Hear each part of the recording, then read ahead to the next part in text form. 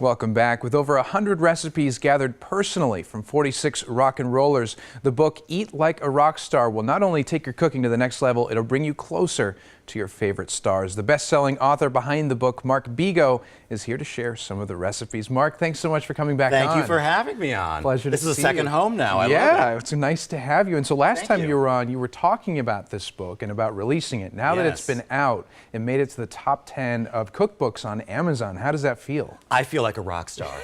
Top 10, I've got a top 10 hit. That's what every rock star wants. So this is thrilling. Well, congratulations. Well, thank you. It's a big deal. And so, of course, you have all these rock stars, like I mentioned. People have to wonder, how on earth did you get in contact with them? How did you get these recipes? Well, I've been working in the music business for almost 40 years now. Well, actually over 40 years. I started as a teenager.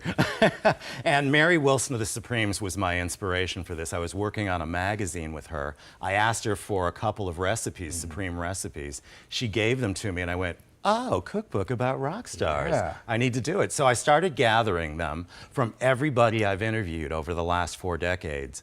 And I got some great, great recipes. I even got one of the Rolling Stones, one of the Monkees, Three Dog Night. I've got all these groups represented. And as you said, who knew that these people that we've been listening to their music for years are also great in the kitchen? Exactly. I mean, any music lover, anyone who's listened to these artists all their life, I mean, they would love this book. They have to get it. It'll bring them closer to their favorite stars.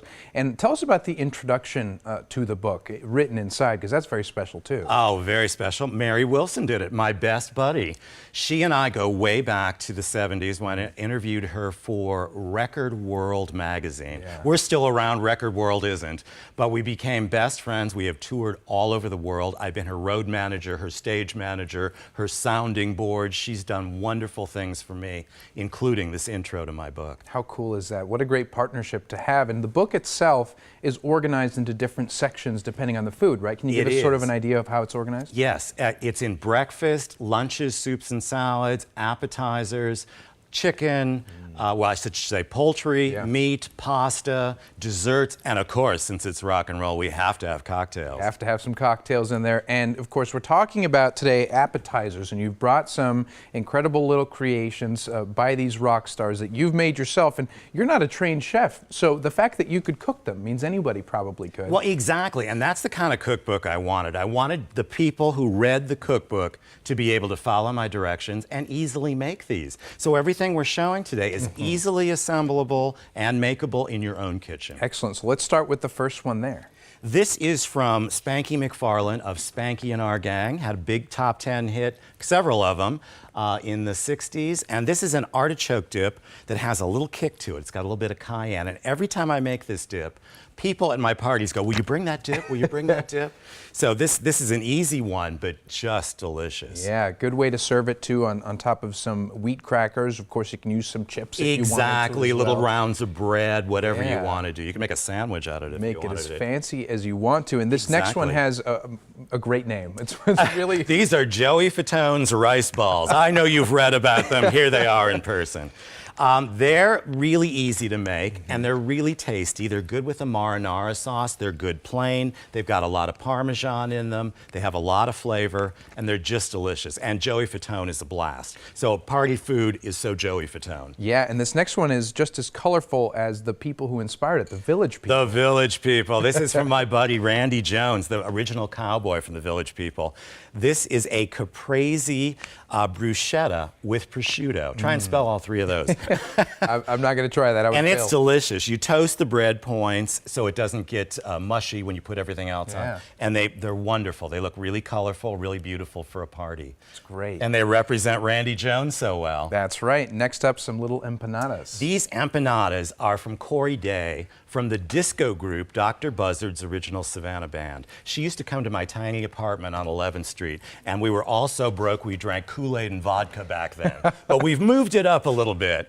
And these empanadas are a little time consuming to make, but very, very easy. And they're always a hit at a party. And I bet they'd be tasty with some Kool-Aid and vodka. That doesn't sound so bad. Kool-Aid and vodka is, underrated. You know what? Gets the job done. And then here we have one of your own creations. Yes, I had to get into the act too. Yeah. So what I've done is a bourbon meatball, and these are part turkey and part beef. And the secret ingredient, well, booze, of course. The bourbon really gives it a nice flavor.